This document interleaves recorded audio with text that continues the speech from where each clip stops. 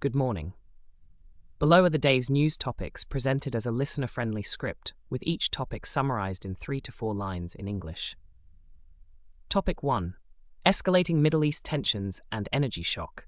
Repeated missile and drone strikes and military clashes have intensified across the Gulf, with coastal states reporting damage to airports, fuel facilities, desalination plants, and university buildings, while the Strait of Hormuz has been effectively paralyzed and shipping blocked, threatening about 20% of global oil and gas transit.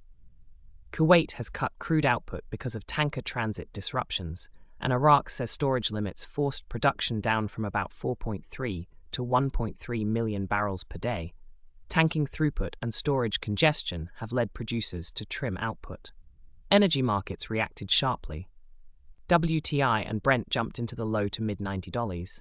US retail gasoline rose roughly 14% in a week to about 3.4 per gallon, and futures posted record weekly gains. Policymakers are divided. US Energy Secretary Chris Wright said weakening Iran's tanker threats would normalize flows and prices in weeks, not months, while financial analysts warn that a Hormuz closure beyond 3 weeks could deplete global storage, force cuts of millions of barrels per day, and push Brent above $100.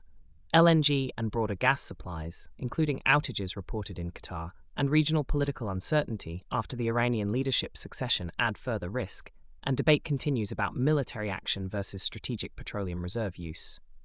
Topic 2. Federal judge voids Kari Lake's USGM actions, restores VOA staff rights.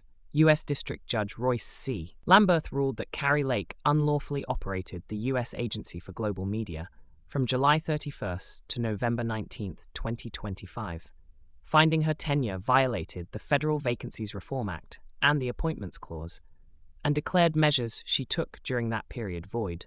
The decision specifically voids personnel actions, including large-scale layoffs at Voice of America, a suit brought by fired VOA journalists and unions that the court viewed as a major win for VOA operations and press freedom. Lake has said she will appeal, and the precise timing and scope of VOA staff reinstatement and operational recovery remain unclear amid ongoing administrative disruption. Topic 3.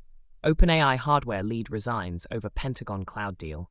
OpenAI's hardware leader, Caitlin Kalinowski, resigned in protest after a Pentagon contract to host AI models in a classified cloud, saying on social media the decision was rushed without adequate review or guardrails, and warning against unaccountable surveillance and lethal autonomous weapons.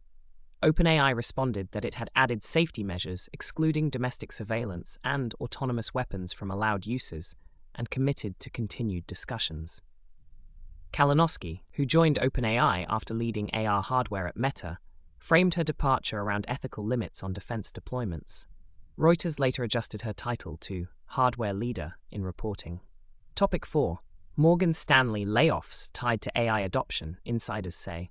Morgan Stanley's global cuts of roughly 3% of staff, about 2,500 jobs, were officially attributed to business and regional priority shifts and individual performance.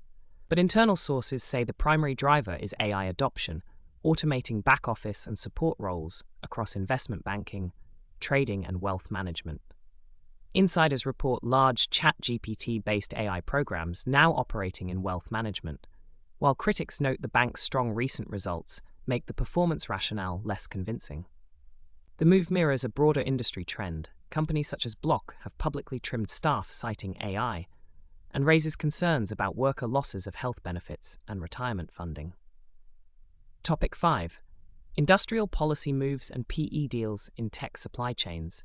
Reports say the US and Japan are considering about $13 billion to invest in Japan Display, including incentives to steer advanced manufacturing and a high-tech plant to the United States, a push framed as S.